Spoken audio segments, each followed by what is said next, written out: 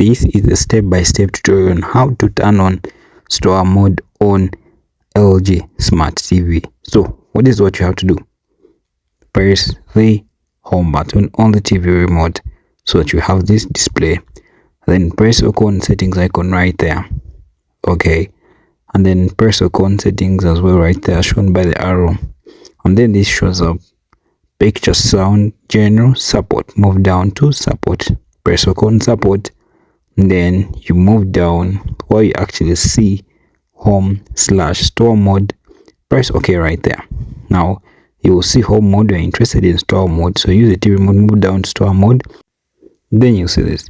Store mode is the function for the purpose of store displaying for selling TV. So what you're going to do is you're going to move up to the yes part, and then you press OK. And as you can see right now, the TV is actually in the store mode, as you can see.